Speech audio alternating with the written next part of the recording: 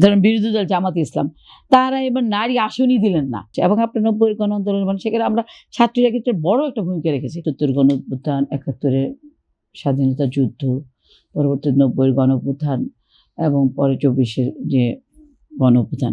তা আমরা প্রতিটি আন্দোলনে বা সংগ্রামে আমরা দেখেছি মহিলাদের একটা মানে সামনের সারিতে থেকে মহিলারা আন্দোলন করেছে।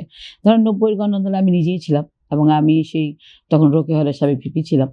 তো সেখানে পুরুষের পাশাপাশি আমরা প্রতিটা প্রোগ্রামে ভূমিকা রেখেছি। এমনকি সে সময় যে আপনার এরশাদ সাহেব পতনের ঠিক আগে যে কারফিউ হয়েছিল, সেই কারফিউ ব্রেক কিন্তু আমরাই করেছিলাম, মেয়েরাই করেছিলাম। বাট আপনি যদি যেটা আন্দোলনের কথা বলতে চান বা আন্দোলনের সেই পুরা ঘটনা যদি আপনি দেখাতে চান, তাহলে দেখবেন যে সেখানে আমাদের কিন্তু সেখানে উত্থাপন করা হয় না, আমাদের কথা বলা হয় না। এটা হয়েই আসছে। এটা আর আমাদের সমাজে আমরা দেখছি যে আপনার ২৪-এর গণ আন্দোলনে সেখানে শুধু ছাত্রীরা শুধু না, সেখানে আপনার মায়েদের যে একটা ভূমিকা ছিল, সেখানে আমরা মহিলারা যে একটা ভূমিকা রেখেছি।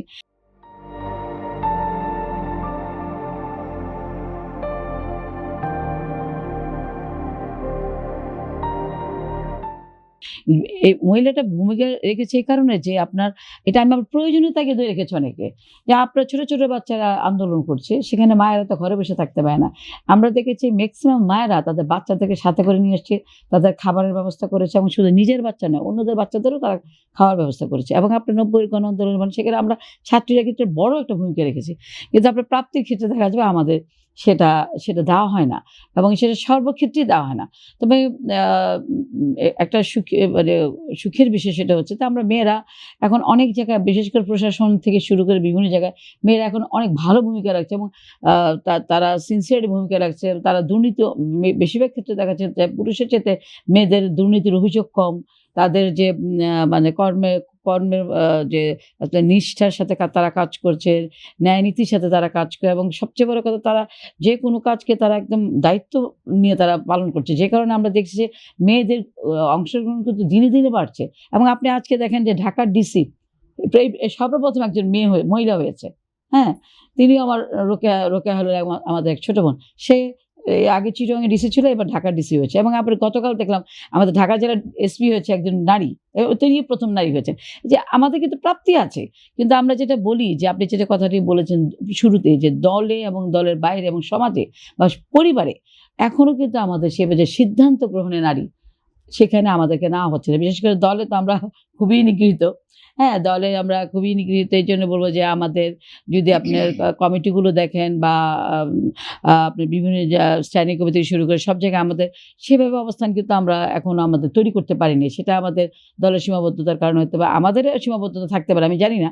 কিন্তু সেটা হচ্ছে। নির্বাচন কমিশন একসময় বলেছিল যে ২০২০ সাল নাগাদ ৩৩% কোটা আপনার সমস্ত জাতীয় সংসদে না, আমাদের কমিটিগুলোতে বিভিন্ন যে রাজনৈতিক দলের কমিটিগুলোতে আমাদেরকে ৩৩% নারীদেরকে রাখার কথা বলা হয়েছিল। কিন্তু অত্যন্ত দুঃখজনক বিষয় যে সেখানেও আমরা দলগুলোতে দেখেছি। দলে কোন ধরনের নিগ্রহের শিকার হন? না, নিগ্রহ আমি ওভাবে বলবো না। আমরা বলবো যে আমাদেরকে রাখা হয় না। হ্যাঁ, সেটা হলো যে আসলে পুরুষদের প্রতিযোগিতাটা এত বেশি, তখন দেখা গেছে যে আমাদের ভাইদেরকে রাখতে গিয়ে আমাদের মহিলাদেরকে আচ্ছা ঠিক আছে ওদেরকে এক জায়গায় রেখে দেবনি। মানে এই যে আমাদেরকে একটা জায়গায় রেখে দেবে বা আমাদেরকে সেই সঠিক জায়গাটা মূল্যায়ন করা হয় না, এটাও হয়ে আসছে। আরেকটা কথা হলো যে আমরা আরেকটু অবাক হয়েছি যে আমাদের ধরেন বিরোধী দল জামাতে ইসলাম, তারা এবার নারী আসনই দিলেন না। হ্যাঁ? তো ধরেন আমরা যেখানে এতটা ফাইট করে যেখানে 33% আমরা নির্বাচন কমিশন কর্তৃক দলে অন্তর্ভুক্ত করার জন্য বলেছে এবং নারীদের নিয়ে মিছিলও করেন আপনি? না, মিছিলও করে কিন্তু নমিনেশন কিন্তু দেয়নি। হ্যাঁ, জাতীয় সংসদ নির্বাচনে আমরা নারীদেরকে দেখিনি। এটা কখনো আমরা জামাতকে এটা কিন্তু একটা বড় ধরনের সামনের সারিতে দেখিনি। এখন তারা কি না সামনের সারিতে আসতে পারে, সামনের সারিতে, কিন্তু সামনের সারিতে আমি বলবো আমার বোনদেরও ব্যর্থতা, কারণ তারা কেন নিতে পারলো না। হ্যাঁ, জাতীয় সংসদ নির্বাচনে অন্তত তারা কিছু আসন দেওয়া দরকার ছিল এবং তারা সেখানে মানে নেগেটিভ কথাবার্তাই বলেছে যে তারা নারী শাসনে বিশেষ করে এরকম একটা থেকেই বোধহয় তারা নারী আসনকে জাতীয় সংসদ নির্বাচনে প্রতিদ্বন্দ্বিতা করতে দেয়নি।